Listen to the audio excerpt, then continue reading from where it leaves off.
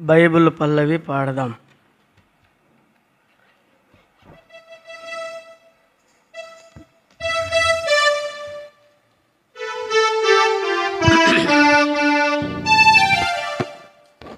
వాక్యమను యాకోబుకు తెలియజేసిన వాడని, వాక్యమను యాకోబుకు తెలియజేసిన వాడని, ఏ జనమునకిలాగునా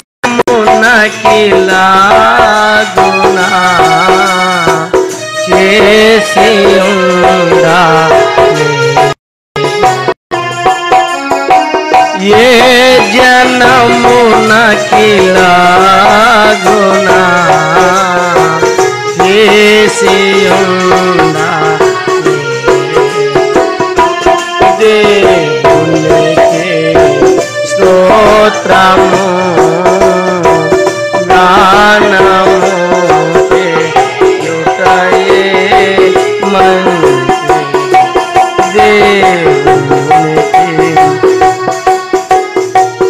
గానము చేయుటయే మంచి.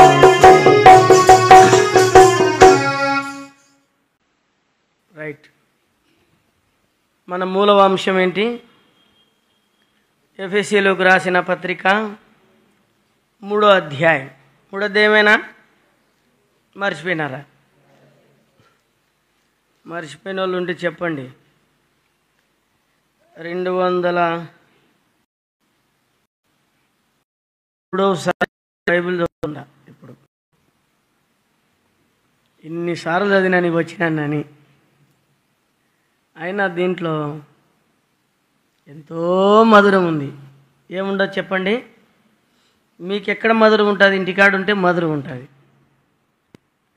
చాలామంది ఇంటికాడు ఉంటే ప్రార్థనలు ఎందుకు, ఈ కూడికలు ఎందుకు, ప్రశాంతంగా ఇంటికాడు ఉండేది అయిపోయకుండా అనవసరంగా ఈ 2వ శనివారం రావడం ఏంది, 3 రోజులు మమ్మల్ని చంపడం ఏంది?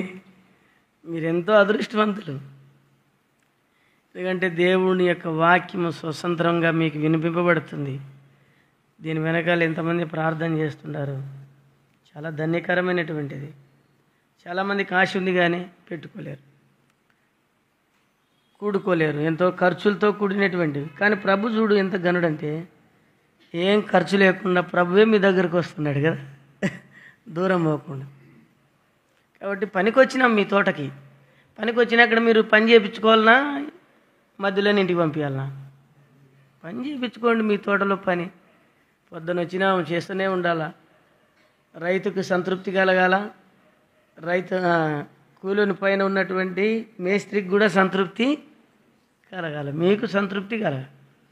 దేవుని తోటలో సాయంత్రం వరకు పని చేస్తే అది మేలు అన్నమాట. కాబట్టి పని చేయడానికి వచ్చినాం. పని చేయించుకోవాలి. మీరు పని చేయించుకోకుండా కష్టం.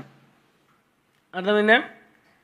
కాబట్టి కొంచెం లేట్ అయినా 100 రూపాయలు ఎక్కువ ఇస్తాం చేసిపో అని చెప్తారు కదా కదా కొంచెం కొదవంటి పెట్టిపోతారు. మళ్ళీ రేపు ఏడబెట్టుకునేది బస్సులు ఉన్నట్టున్నారే. అట్లా దేవుని పని సంపూర్తిగా చేయాలి. ఏబీసీ పత్రిక 3వ అధ్యాయం 8వ వచనం 11వ వచనం కలిసి ఉన్నాయి. మనకు మూలాంశం మాత్రమే చదువుకుందాం. శోధింప సఖ్యము కాని క్రీస్తు ఐశ్వర్యం. తర్వాత సామెతల గ్రంథం 25వ అధ్యాయం 2వ వచనం. సామెతల గ్రంథం 25వ అధ్యాయము 2వ వచనం అందరం కలిసి చదువుకుందాం. 2వ వచనం. సంగతిని మరుగు చేయుట దేవునికి ఘనత, సంగతిని శోధించుట రాజునకు ఘనత. ఆ తర్వాత ద్వితీయోపదేశకాండం 29:29. ద్వితీయోపదేశకాండం 29వ అధ్యాయము 29వ వచనం. అందరం మనం కలిసి చదువుకుందాము. 29వ అధ్యాయము 29వ వచనం. రహస్యములు మన దేవుడని యెహోవాకు చెందును.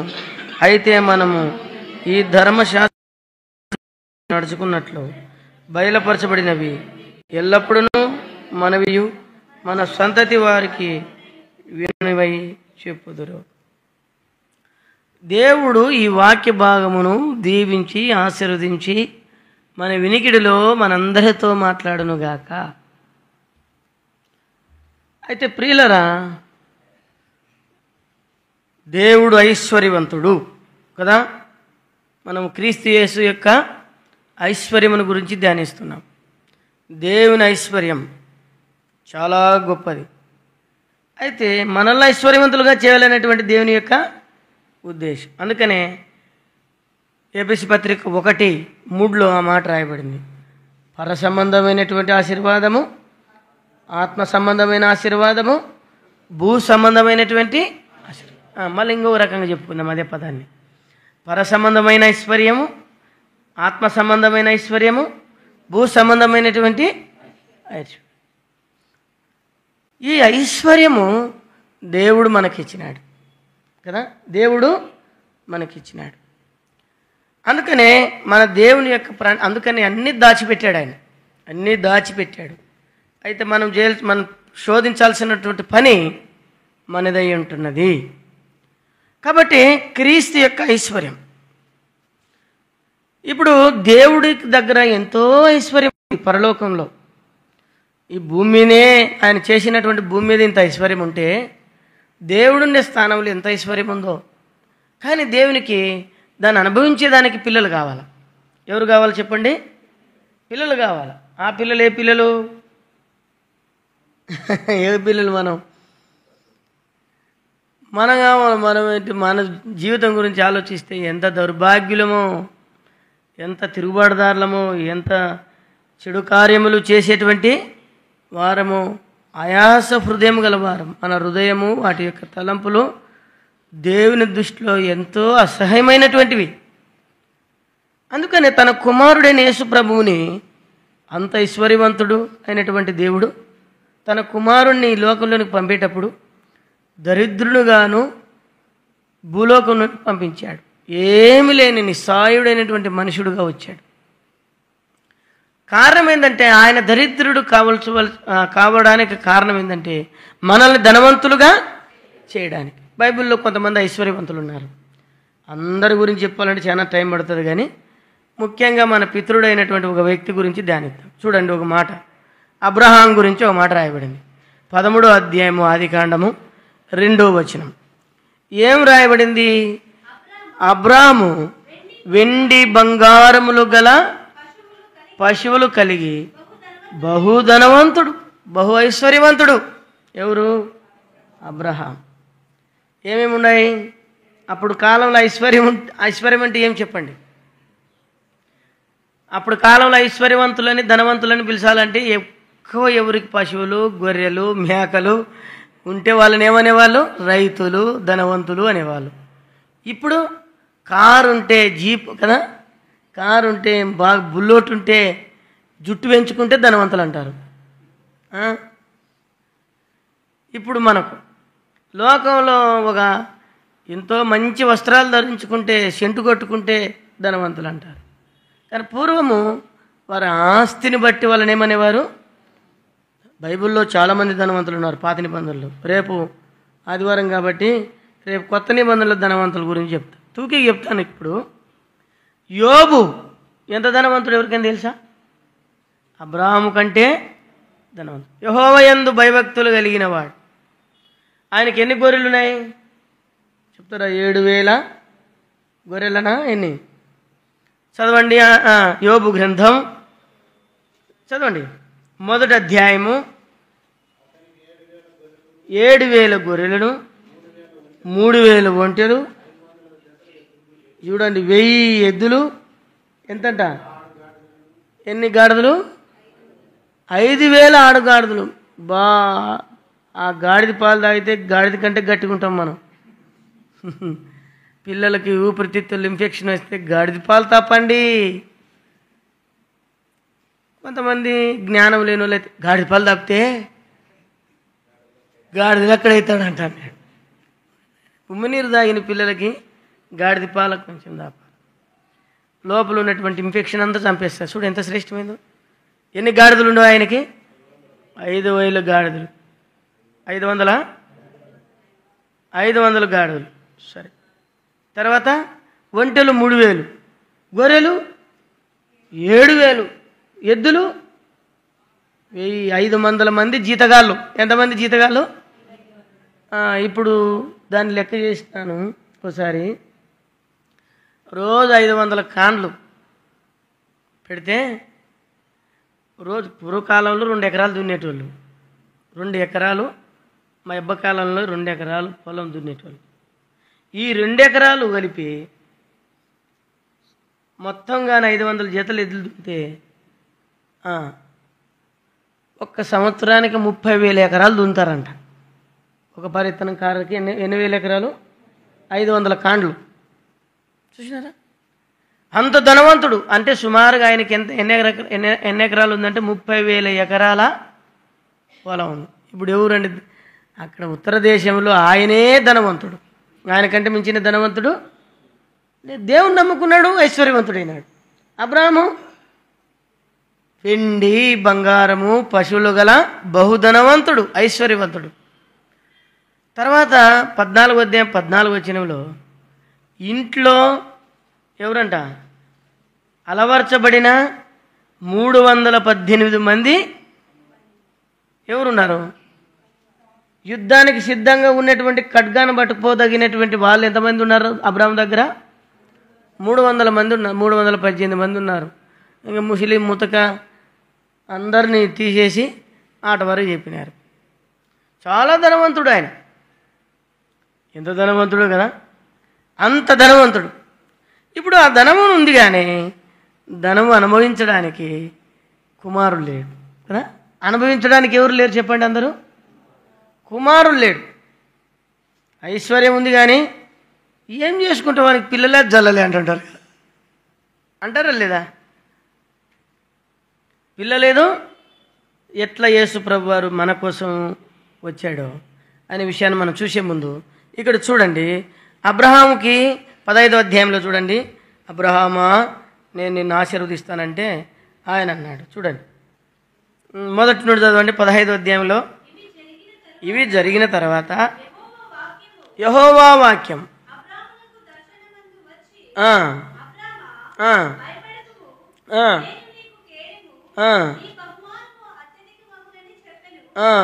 అందుకు అబ్రాము, ప్రభు అయిన యెహోవా నాకేమిచ్చిననేమి, నేను సంతానం లేనివాడినైపోచున్నానే. దమస్కు ఎలియాజరే నా ఇంటి ఆస్తికి కర్త అవుతాడా? ఏం చేస్తాం ప్రభు? ఎన్నిస్తే ఏముంది? ఏం లేదు అనుభవించడానికి. వారసుడు కావాలి నాకు.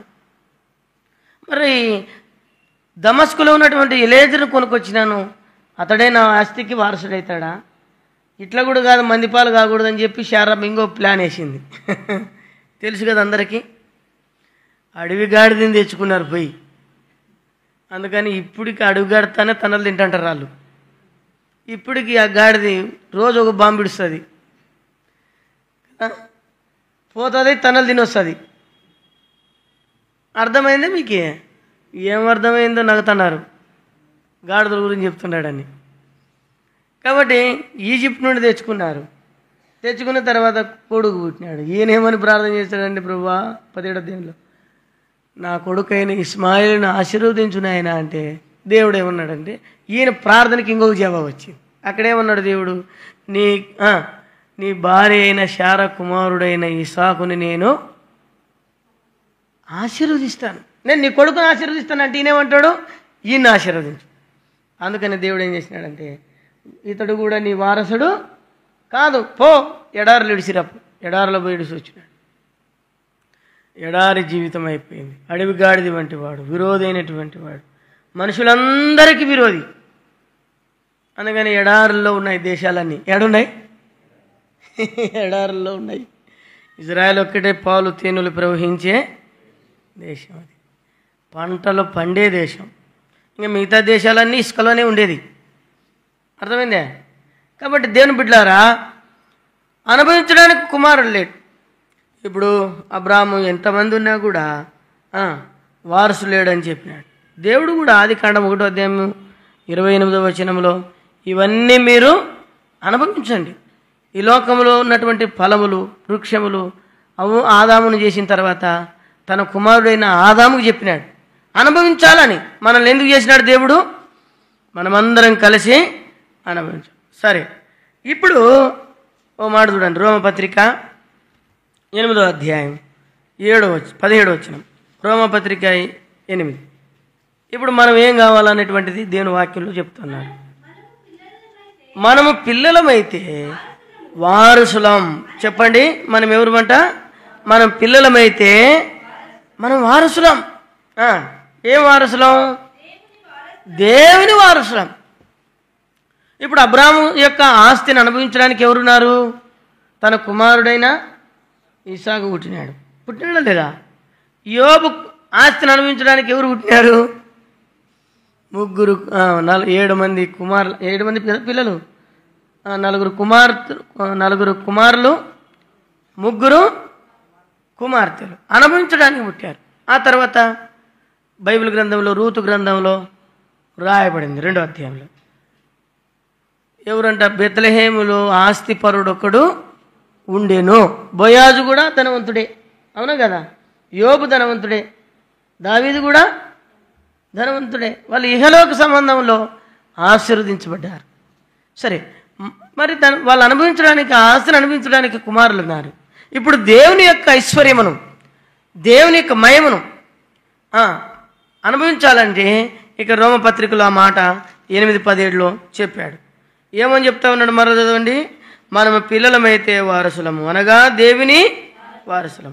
క్రీస్తు కూడా మహిమ పొందుటకు ఆయనతో కూడా శ్రమపడిన యెడల క్రీస్తు తోడి వారసు. ప్రభువుతో మనకు వారసత్వం ఉంది. దేవుని రాజ్యంలో దేవుని ఐశ్వర్యాన్ని మనం అనుభవించాలంటే మనం ఆయన పిల్లలము కావాలి. ఆయన పిల్లలం కావాలంటే మారుమనసు పొందాలా. ఏం పొందాలి చెప్పండి?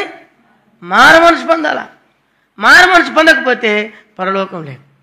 ఎక్కడ పోయినాడు? మారుమనసు లేకపోతే పరలోకం లేదు. దేవుని వారసత్వాన్ని నువ్వు అనుభవించలేవు. దేవుని దగ్గర ఉన్నటువంటి ఐశ్వర్యం పొందాలంటే ఈ లోకంలో మారుమనసు పొందాలి. నీ మరణదినం నీకు ఎప్పుడు వస్తుందో, నీవు ఎప్పుడు చనిపోతావో నీకు తెలియదు. అందుకని యేసు ప్రభుని స్వరక్షకుడుగా అంగీకరించాలి. అంగీకరించడం ద్వారా పాప క్షమాపణ పొందాలి. పాప క్షమాపణ పొందడం ద్వారా పాప నిశ్చయత కలుగుతుంది.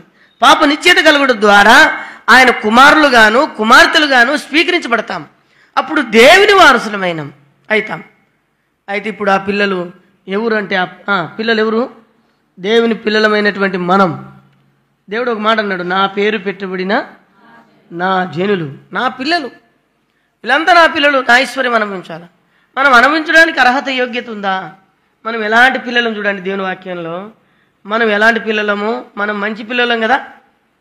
చెప్పండి, మంచి పిల్లలు ఎవరన్నా ఉంటే చేయతండి. మనం మంచి పిల్లలమా చెడ్డ పిల్లలమా? ఇంత దౌర్భాగ్యులకి ఎట్లా ఇచ్చినాడో ఏం కథను కానీ ఆయన ఐశ్వర్యం ఇవ్వాలని ఇష్టపడుతున్నాడు. దేవదూతలందరూ వచ్చి ఏం బ్రవ్వా వాళ్ళ ఏముందని ఎబ్రి పత్రికలు అంటాడు కదా, 2:14 అనుకుంటా. ఏమంటాడంటే 6 అనుకుంటా, రాబోవు లోకము తన దూతలకు లోపరచలేదంట. రాబోవు లోకము ఏనికి లోపరచలేదు? దూతలకు. పరలోకంలో ఐశ్వర్యం అనుభవించేటువంటి హక్కు ఎవరికి లేదు? దేవదూతలకు లేదు. మికాయేలు వచ్చి ఏం బ్రవ్వా నువ్వు ఎవరితో యుద్ధం చేయమంటే వాళ్ళతో చేసినానే, నీ ఐశ్వర్యం అనుభవించే అర్హత నాకు లేదు. లేదు, నా కుమారులకి నువ్వు కాదు నా కుమారుడు, నువ్వు నా దాసుడివే. అయ్యో గాబ్రియేలు, ప్రభువా నీ మాట అందించినాను కదా, ప్రతి చోటకు పోయి చెప్పి వచ్చినానే, నేనెందుకు అనుభవించకూడదు ఈ ఐశ్వర్యం? లేదయా, నా ఐశ్వర్యం అనుభవించాల్సింది నా పిల్లలే. ఎవరు ప్రభువా? ఆ కాసాపురంలో ఉన్న ఆ పనికిమాలినోడేనా? ఆత్రంగా తాగుతున్నాడు కదా వాడేనా? ఆ తిరిగా నిన్ను అవమానించినాడే వాడేనా? నీ మీటింగులు జరుగుతుంటే సినిమా పాటలు పెట్టినాడే వాడేనా? నీ వాక్యం చెప్తా ఉంటే అవలాయి చేస్తా తిరిగినాడే వాడేనా?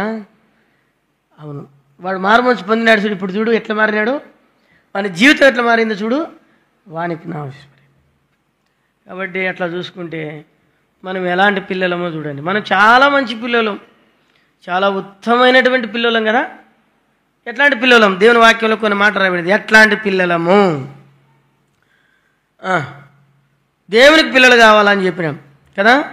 ఆయన తన స్వకీయుల యొద్దకు వచ్చాను. తన స్వకీయులు ఆయనను ఏం చేసినట్ట? అంగీకరించి. ఆయన పిల్లలు, ఆయన యందు విశ్వాసం ఉంచిన వారందరూ ఆయన పిల్లలు. ఆయన యందు విశ్వాసం ఉంచిన వాళ్ళంతా ఆయన. మనం ఎలాంటి పిల్లలము? ద్వితీయోపదేశకాండం 32వ అధ్యాయము 20వ వచనం. మనము దేవుని వాక్యంలో రాయబడింది మనం ఎట్లాంటి పిల్లలము అని. మనకు వారసత్వము ఐశ్వర్యం ఇవ్వాలని దేవుడు ఆశపడతామంటే మనం ఏమైనా మంచి పిల్లలం నేను కదా. నిన్న దేవుని మందిరాన్ని కాను కానీ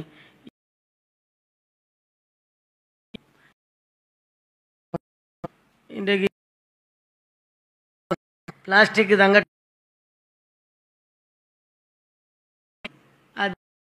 నన్ను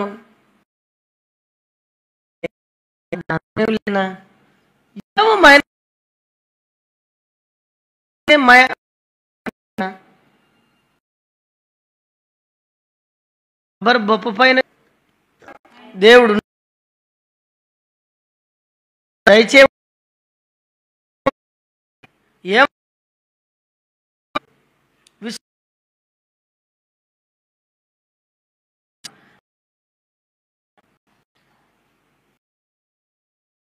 పక్షబద్ధం చెప్తాం కదా.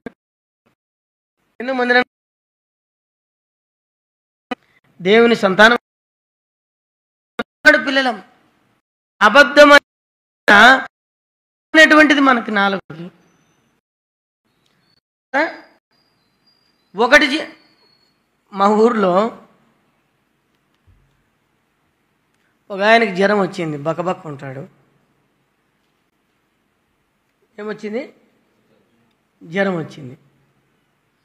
జ్వరం వస్తే కొంతమంది ఏం చెప్పినారంటే ఆయనకి జ్వరం వచ్చి పడిపోయినాడు అన్నారు. అంతే. ఒక ఆమె విని ఏం చెప్పింది తెలుసా? ఆయనకి జ్వరం వచ్చి చచ్చిపోయినాడు అని చెప్పింది. ఏం చెప్పింది? చచ్చిపోయినాడు. ఇంకా బంధువులు ఏమంటారు? ఫోన్ చేస్తారు లేదా? చచ్చిపోయినాడంటే అమ్మ 8 గంటలకు చచ్చిపోయినాడు అంటే ఎవరు మీతో? ఇంత అబద్ధమా? ఎవరు చెప్పారంటే మేరక్క చెప్పింది. ఏం మేరక్క గాల ఎంత అబద్ధాలు నేర్చుకునేది మేరక్క ఎవరన్నా ఉంటే ఫీల్ అయ్యారు. మళ్ళా మేరక్కల్లో ఇప్పుడు ప్రతి సంఘంలో ఉంటారు కాబట్టి మేరక్క చెప్పింది. అబద్ధం అనేటువంటిది నాలుకకు తీపికరమైనటువంటిది. అబద్ధమాడు దేవుని వాక్యంలో రాయబడింది, అబద్ధమాడే వాళ్ళు ఎవరు పిల్లలంట? అపవాది పిల్లలు. నువ్వు దేవుని బిడ్డవు కానే కాదు. అబద్ధం చెప్తున్నావు, నువ్వు సైతాన్ బిడ్డవి. వాడు తన స్వభావం బట్టి చెప్తాడు. సత్యమే లేదు వానిలో, సత్యమే మాట్లాడరు కనుక అసత్యం మాట్లాడతారు. కాబట్టి వాళ్ళు ఎవరంట? అపవాది పిల్లలు. కానీ దేవుడు ఏమన్నాడంటే మీరు అపవాది పిల్లలే కానీ అబద్ధములాడు. తర్వాత వారసులు ఎట్లాంటి వారసులు చెప్తున్నా చూడండి. మనం వారసులమే కానీ మన లోపాలు, విశ్వాసం లేని వారసులము, అబద్ధములాడే పిల్లలము. తర్వాత చూడండి యెషయా గ్రంథం, చెరుపు చేయి పిల్లలం. ఏ పిల్లలం చెప్పండి? చెరుపు చేయి పిల్లలం. అన్నీ చెడగొట్టేదే మన పని కదా. ఏం పని? మనం దేవుని కార్యాలన్నీ చెడగొట్టేదే. రాసుకోండి, గూట్లో పెట్టుకోండి అంతే కదా. రాసుకునేది దేనికి? ఏం చేయడానికి రాసుకుంటారు చెప్పండి? రాస్తున్నారంటే ధ్యానించుకోవాలని. ఇంట్లో గండవే పుస్తకం పెట్టి పలానా నికోదేమని వచ్చినాడు ఈ వాక్యం చెప్పినాడు రాసి పెట్టుకునేది కాదు. అవన్నీ కూడా ఇతరులకి ఏం చేయాలా? మీరు ట్రాన్స్ఫర్ చేయాలా. వాక్యాన్ని విని నేర్చుకొని చెప్పాలా. వినటం వల్ల ఏం కలిగింది? విశ్వాసం కలిగింది. విశ్వాసం కలుగుడు ద్వారా ఇతరులను విశ్వాసంలో నడిపించాలి, ఆయన గొప్పతనం గురించి మాట్లాడి. సరే, కాబట్టి చెరుపు చే పిల్లలం. మూడవది ఏం పిల్లలం మనం చెప్పండి? మనం మీటింగ్ కలిగి ఉందామని 2 రోజులు అన్నారనుకో, ఉండనా ప్రార్థన చేద్దామంటే ప్రార్థన లేదు, ఏం లేదు, అన్ని పచ్చి అబద్ధం చెప్పే మాటలు అవి. ప్రార్థన చేద్దాం ఉండన్నా అంట, ఈయన సొమ్మేదో పెట్టేటువంటిది. కాబట్టి అన్నీ చెడగొట్టేటువంటి పిల్లలం, నష్టపరిచేటువంటి పిల్లలం. దేవుని పనిని ఏదైనా కానీ దేవుని మందిరం కన్స్ట్రక్షన్ విషయంలో కానీ అన్న మనకు టైం అయిపోతుంది మందిరం కట్టుకోవాలన్న అన్నారనుకో, హ్యాపీగా ముందుకు వస్తావా? ఏందో వీళ్ళు సొమ్ము పోయినట్టుగా బాధపడకుండా దుఃఖపడకుండా ఏదో ఒకటి అడ్డపులేయడం. సన్నబుల్లా టు టోబియా లాంటి సన్నబుల్లా టోబియా చేయలనలు వారు పెట్టు నిందలను భరించి సన్బులు టోబియా చేయు హేళనలు వారు పెట్టు శ్రమలను భరించి ఆయనతో రాధాపాట వస్తుందే, ఆయనతో శ్రమను అనుభవించి బయలుదేరి వెళ్ళేదాము. కాబట్టి శ్రమను అనుభవిస్తూ వెళ్ళాలి. చాలా ఆటంకాలు ఉంటాయి. ఆయన జెరుబ్బాబేలు విషయంలో కానీ ఎజ్రా కాలంలో కానీ దేవుని మందిరం పని విషయంలో అడ్డపులు లేసే వాళ్ళు ఉంటారు, దేవుని పనిని చెడగొట్టే వాళ్ళు ఉంటారు, దేవుని స్వార్థ పరిచర్య చెడగొట్టే వాళ్ళు ఉంటారు, దేవుని పిల్లల ఐక్యతను చెడగొట్టే వాళ్ళు ఉంటారు, దేవుని ఇంట్లో ఏదో విధంగా ఆత్మీయంగా ఉంటే వాళ్ళని పడగొట్టే విధానంలో ఉంటారు. అయితే ప్రభు అయిన దేవుడు అంటున్నాడు, చెరుపు చేయు పిల్లలు మీరు, ఇక నుండి తీర్మానం చేసుకుందాం, విశ్వాసం కలిగి జీవిస్తాను. రెండవది, అబద్ధాలు మాట్లాడను. మూడవది చెప్పండి, చెడుపు చేయను, మేలే చేస్తాను కానీ ఎప్పుడు ఏం చేయను. ఇప్పుడైనా చూసినాం, 3 చూసినాం. నాలుగవది, ధర్మశాస్త్రం విననొల్లని పిల్లలం. యెషయా గ్రంథం 30వ అధ్యాయం 9వ వచనం. దేవుని వాక్యాన్ని వినాలంటే ఎంతో బాధ. లోకంలో సొల్లు కబుర్లన్నీ చెప్పుకుంటూ రాత్రి 12 గంటల వరకు మెలుకుంటాం కదా. చేస్తే చేయి, లేకుంటే రా. వాడేందంట, సాకుతావురా మేము. ఎన్ని రోజులు సాకుతావు? సాకు ఎన్ని రోజులు సాకుతావు? నువ్వు ఉన్నంతకాలం సాకుతావు, తర్వాత మెడబెడి దుబ్బేస్తారు. ఎవరు నీ భరించేది? కష్టమైన నష్టమైన చేయాలమ్మా, కాపురం చేసుకోవాలి, మనసంగా బతకాలా, ఇంకేం చెప్పాలా, తల్లిదండ్రులకు వేరుగా ఉండి బ్రతకాలా అని చెప్పాలా. భక్సింగ్ గారు ఎప్పుడు అనేవారు, ఏదన్నా భార్య భర్తల మధ్యలో సమస్య వచ్చినా కొడుకును కాలిని వద్ద పెట్టుకునే కూడా అనేవాడు ఆయన. మీరు మీ ఇద్దరు పక్కకునండి, వాళ్ళిద్దరిని విడిచిపెట్టండి అనేవాడు ఆయన. వాళ్ళిద్దరు పక్కకునండి. మరి అల్లుడు బిడ్డ ఉంటే ఏం చెప్పరు. అల్లుడు బిడ్డను కూడా పక్కకు పెట్టమంటాడు. ఎందుకంటే దేవుడు జతపరిచిన వారి మధ్యలో నీకు మూడో వ్యక్తి ఎవరు? వాళ్ళే కష్టమైందో తెలుసాలా, ఇబ్బందులు ఏందో ఎరగాల, వారు దేని మీద ఆధారపడాలా. అదేనమాట, అర్థమైందే. అనవసరమైనటువంటి మాటలలో వింటుంటాం, వినకూడని మాటలలో వింటుంటాం. అయితే దేవుని వాక్యాన్ని వినడానికి మన చెవులు ఏమైనాయి? మందమైపోయినాయి ప్రియులారా, మందమైపోయినాయి. అందుకని వారు ధర్మశాస్త్రం విననొల్లని పిల్లలు, దేవుని వాక్యం వినడానికి ఇష్టం లేని పిల్లలం. అనుకూలత అయిపోయింది, ఇంకా అన్నీ అనుకూలతే. తనకు అనుకూలమైన బోధ చేయాలి, అనుకూలమైన వాక్యం చెప్పాలి, అనుకూలంగా ప్రార్థన చేయాలి, అన్నీ మనుషుడు దేవుని అనుకూలమైనటువంటివి కాదు, దేవుని కోరిక ప్రకారం కాదు. అందరూ మారు మనసు పొందవాలని ఆయన కోరుకుంటున్నాడు. ఆయనకు కూడా కోరికలు ఉన్నాయి, దేవుని కోరికలు ఉన్నాయి, 5 కోరికలు. ఆయన ఆత్మతో సత్యంతో ఆరాధించేవారు కావాలని కోరుకుంటున్నాడు. ఇంకేం కోరుకుంటున్నాడు? వాక్యమందు స్థిరులుగా నిలబడవాలని కోరుకుంటు. దేవుని కోరికలు కూడా ఉన్నాయి, ఆయన కోరికలు నెరవేర్చు మన కోరికలే కదా. అందుకని ధర్మశాస్త్రం విననొల్లని పిల్లల ఎన్ని ఇప్పుడు చెప్పండి. దేవుని వాక్యాన్ని ప్రేమిస్తున్నావా లేదా? దేవుని వాక్యాన్ని చదువుతున్నావా లేదా? భక్ష్యంకులు అడిగేది ఫస్ట్ ఏంటంటే, ఎవరన్నా ఆయనకున్న మంచి అలవాటు ఏంటంటే, బ్రదర్ దేవుని వాక్యం చదివినావా, ప్రభు నీతో ఏం మాట్లాడినాడు. ఉదయం ప్రతిరోజు దేవుని వాక్యమును ప్రేమించినారు, దేవుని వాక్యాన్ని ఘనపరిచినారు, దేవుని వాక్యాన్ని హెచ్చించినారు. దేవుని వాక్యం ఏం చేస్తుందో తెలుసు, నీ వాక్యమే నన్ను బ్రతికించును, నా బాధలలో ఇది నెమ్మది కలుగు చేయను. నీ వాక్యము తేనె కంటేను జుంటు తేని దారుల కంటేను మధురమైనటువంటిది. దేవుని వాక్యం కదా నా పాదములకు దీపం, ఇదియే నా త్రోవునకు వెలుగైనది, నిన్ను నడిపించేది, నిన్ను కాపాడేది. నీకు సహాయంగా ఉండేది, నిన్ను వెంటాడేది, నిన్ను వెంటండు ఉండి నిన్ను తట్టేది దేవుని వాక్యం. దేవుని వాక్యమును ప్రేమించడం నేర్చుకోవాలి. దేవుని వాక్యాన్ని వినేది నేర్చుకోవాలా. దేవుని వాక్యాన్ని హెచ్చించేది నేర్చుకోవాలా. మన హృదయమే దేవుని వాక్యం నింపబడాలా. తర్వాత చూడండి ఎన్ని ఇప్పుడు 4. మొదటి చెప్పండి, చెప్పాలా, గట్టి చెప్పాలా. విశ్వాసం లేని పిల్లలము.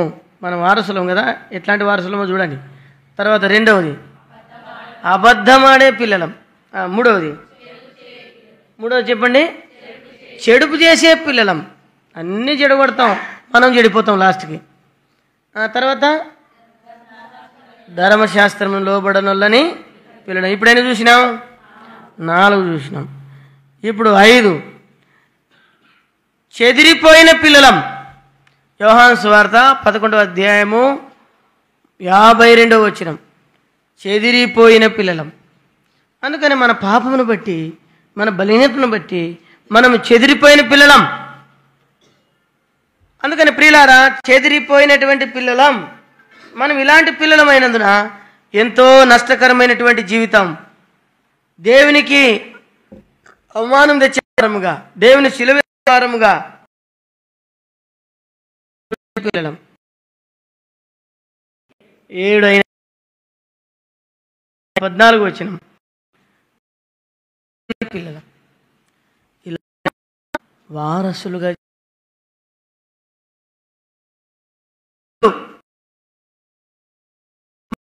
పిల్లలము, అండిపోయిన పిల్లలము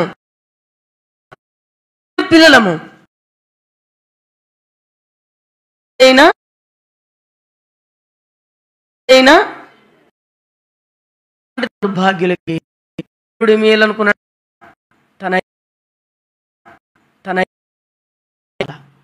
తన మహిమ ఇస్సాకు ఆ దేశమున్నవాడై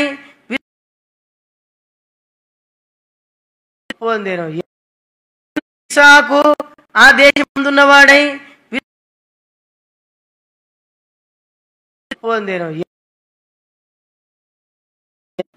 ఐశ్వర్యం గనుక ఇలా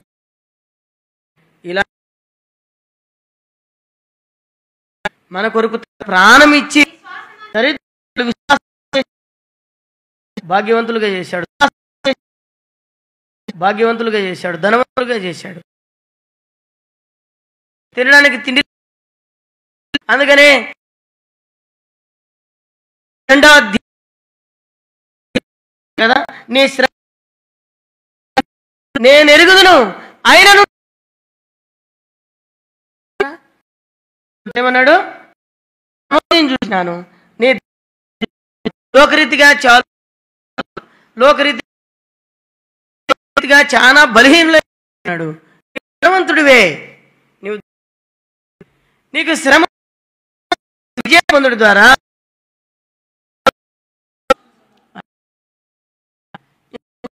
చూద్దాం. ఇప్పుడు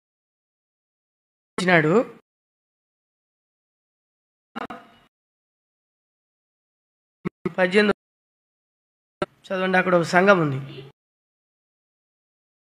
కొనుచు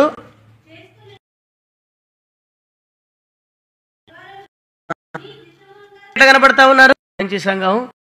దేవుడు చూసి ఇప్పుడు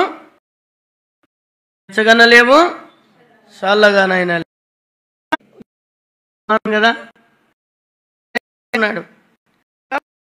ప్రభు ఏమంటున్నాడు, నువ్వు రా, మనసు పొందు. ఈ సంఘాలు 7 సంఘాలు తెలుసా, మారు మనసు పొందము. ఇప్పుడు మనం దినం మారు మనసు పొందాలి. ఇంకా ఆనాళ్ళు ఏం చెప్తున్నాడు, బాప్తిసాలు తీసుకుంటే అంటే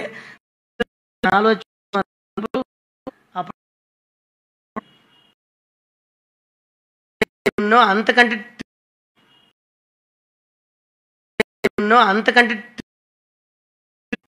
అందుకనే ఎచ్చగాలి. కాబట్టి రా అని దేవుడు ఆ తర్వాత ఏమన్నాడు కదా, ఏమన్నాడు కదా,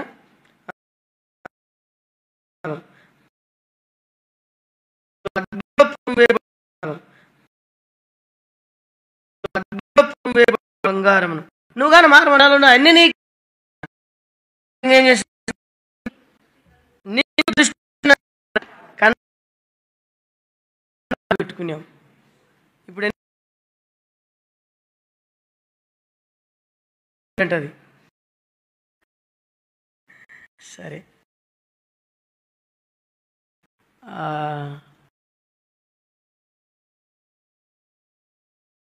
అగ్ని పర్వతాల దగ్గర పర్వతాలు ఇక్కడేమో అగ్ని పర్వతాలు, వాటర్ వస్తాయి అక్కడ చల్లగా ఉండవు. అందుకని ప్రభు ఏమన్నాడంటే అలా చల్లారిపోయినటువంటి జీవితం. తర్వాత కుటుంబం వేయబడిన బంగారం ఖాళీ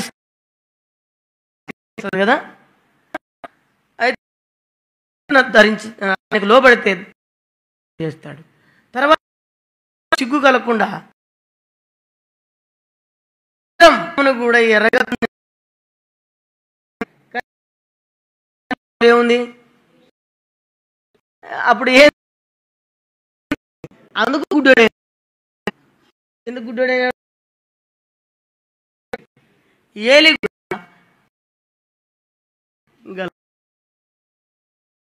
వాళ్ళే చనిపోయారు. ఆత్మీయంగా వాళ్ళతో దూరం వారుగా ఉన్నారు, ఉన్నటువంటి దుష్టి వారుగా ఉన్నారు. దగ్గర కాటికి కొనుక్కో,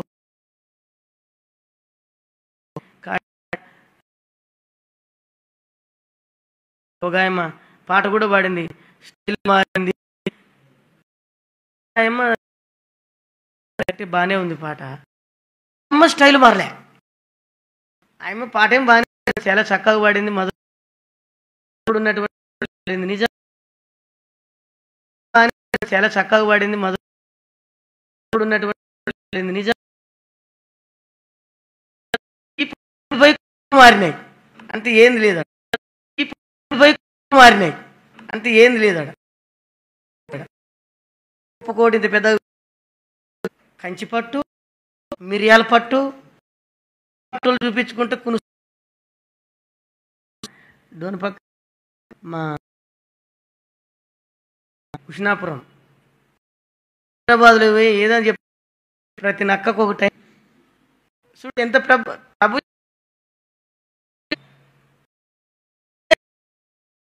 అన్ని మారింది. ఇప్పుడు ఆ స్టైల్ ఇప్పుడు ఏం కావాలంటే కావాలి చెట్టు ఒడుగు ఎట్లుంటుంది విత్తనాలు కాస్త అవి ఏం చేస్తాయి, కాసిన తర్వాత విత్తనాలన్నీ కొన్ని కొన్ని చెట్లు అద్భుతమైన చెట్లు మీరు అటువైపు దానికి శక్తి సృష్టించారు. అట్లా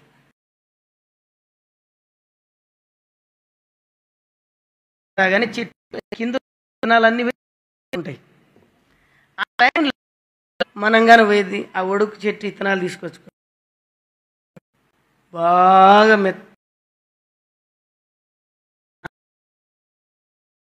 అంతే నూరిన తర్వాత చేస్తారు.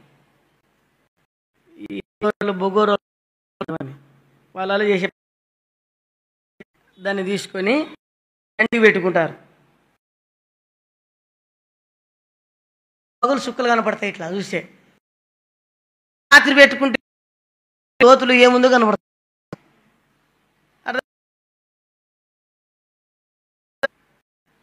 ఒడుగు ఎత్తున నూనె భార్య భర్తలు కూడా చిన్న చిన్న చెట్లు ఉన్నాయి. పుల్ల తీసుకొని పోయి చేస్తారు, ఇంక కొట్టుకొని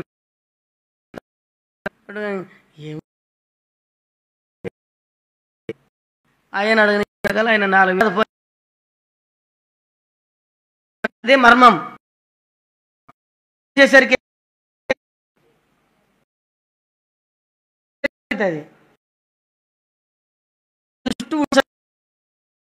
ఇంటి చుట్టాలు ఊడి స్వామి చెప్పినట్టే జరిగింది అనుకుంటాం. కొన్ని చేసిన రకమైనటువంటి చూపుంటే నేను పెట్టుకో, నీ స్థితి ఏదో నీకు కనబడుతుంది. కనబడిన తర్వాత చూడండి, కనబడిన తర్వాత ఏమవుతుందంట, ఏమవుతుంది అన్నాడు, శిక్ష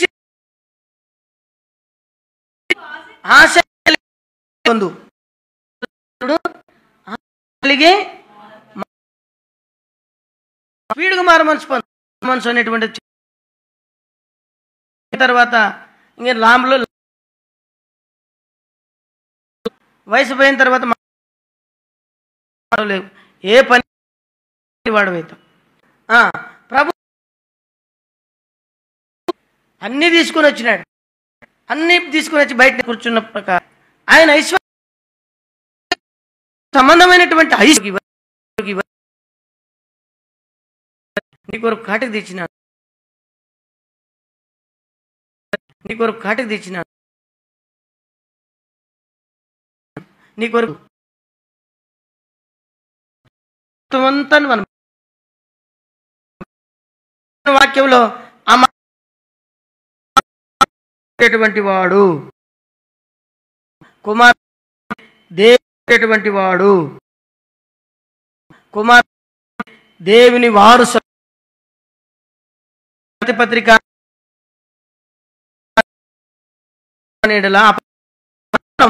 దేవి వారసులం చెప్పినాడు. ఆది అధ్యాయంలో 24వ అధ్యాయం ఏమన్నాడు తెలుసా, యెహోవా ఆశీర్వదించబడి లోపలికి రా, 115 ఆశీర్వదించు, పిల్లల్ని ఆశీర్వదించేదను, నీ భార్య అయిన శారాన్ని. అంతేకాదు 6వ అధ్యాయంలో నష్టపోతాం. మొట్టమొదటిది ఒకసారి ఒక చెట్టు వింటున్నారా, ఒకసారి ఒక చెట్టు, చాలా పెద్ద చెట్టు, చాలా పెద్ద పెద్ద వాటికి ఉపయోగించేటువంటి చెట్టు ఎదుగుతూ ఉంది. సుమారుగా 2000 వరకు చెట్టు ఎదిగిన తర్వాత కింద కాలిపోతూ ఉంటే తల్లితో మాట్లాడుతుంది, తల్లి అని వచ్చినా ఎదుర్కొని నిలబడండి,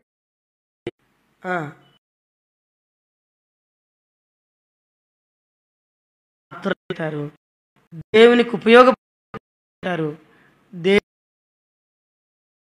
ఆత్మ సంబంధమైన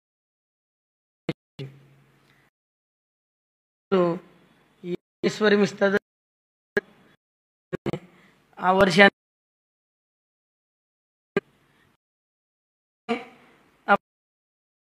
చాలా బాగా ఎదుగు. అయితే మీరు కోరుకుంటారు, మనం చెట్టు అనిందంట, పెద్ద ఆ చెట్టు నరికేసినాడు. అయ్యయ్యో నన్ను నరికేస్తున్నాడు, నరికి తీసుకొని పోయినాడు. తర్వాత మధ్యలో ఒక తొట్టి చేసినాడు. ఏం చేసినాడు అందరు చెప్పండి, ఏం చేసినాడు, తొట్టి చేసినాడు. తొట్టి చేసి రోజు రైతు ఏం చేస్తాడు, దాంట్లో నీళ్ళన్నీ ఏం పోస్తాం, తొట్టిలో అడిగి పోసేది, గుడ్లు పెడతా ఉన్నాడు, బాగలేక రాస్తా ఉన్నాడు. ఆ పేరుకి చూపించుకోవడానికి కూడా వచ్చాడు. ఇప్పుడు ఆ టైంలో సత్రంలో కూడా స్థలము సత్రమే, స్థలంలో పశువులు అక్కడ పోయి ఆమె డెలివరీ అయింది. అయితే అక్కడ కర్రని ఆ తొట్టిని తీసుకొని వచ్చి ఎక్కడ పడి ఆ తొట్టి కనపడేది. ఆ తొట్టిని ప్రభు యేసు జన్మించే ఓరన్నో యేసన్న పాపుల కొరకై వచ్చెనురో. ఇవన్నీ తొట్టిలోన పడబెట్టిన. ఇక్కడ చూసిన తొట్టి. ఆ తొట్టికి మన ఇంట్లో పిల్లలు పుట్టేదండగా వాళ్ళ భూమి బతిదే బతిరా. కాబట్టి పిల్లలు చెప్పమంట ముగియాల. కాబట్టి మొదట చెప్పింది రెండు అనుకుంటుందంట. టైటానిక్ ఓడ కంటే దేశాలకి చెట్టుగా కావాలి కలవరపడతా ఉంటే నేను అట్లా ఉప్పొంగిపోయి ఉపయోగపడాలని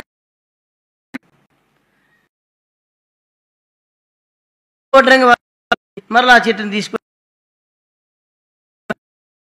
ఏం చేసినారు, అటు ఇటు నరికేసి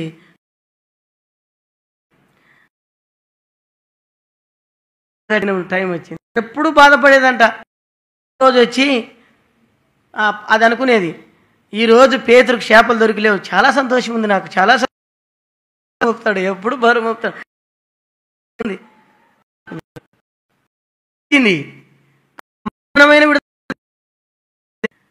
లూకాసు వార్త బోధించచ్చు అక్కడ చేపలు పట్ట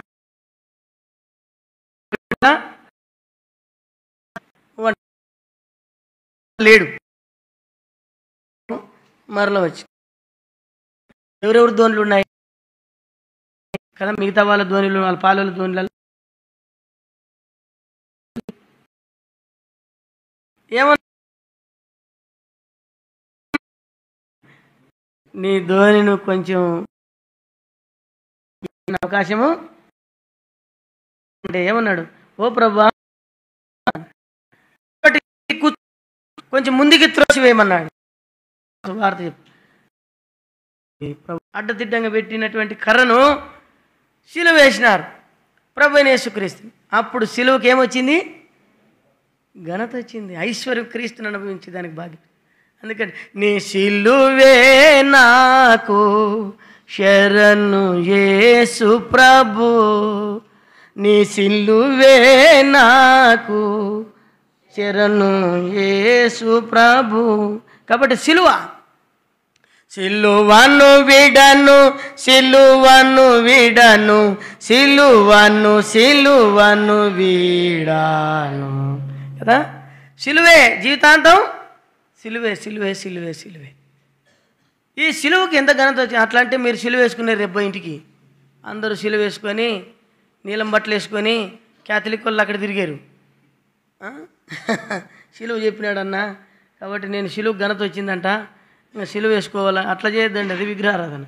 కాబట్టి ఎందుకు అనుభవించింది క్రీస్తుని, క్రీస్తు యొక్క ఐశ్వర్య రూపమైనటువంటి మహిమా స్వరూపమైనటువంటి ప్రభువుని అనుభవించింది ఈ భూమి మీద ఉన్నప్పుడు. దానికని సిలువకి ఏమొచ్చింది, ఘనత వచ్చింది. కాబట్టి ఇలాగన మనము ఆత్మ సంబంధమైన ఆశీర్వాదమును ఐశ్వర్యమును అనుభవించు.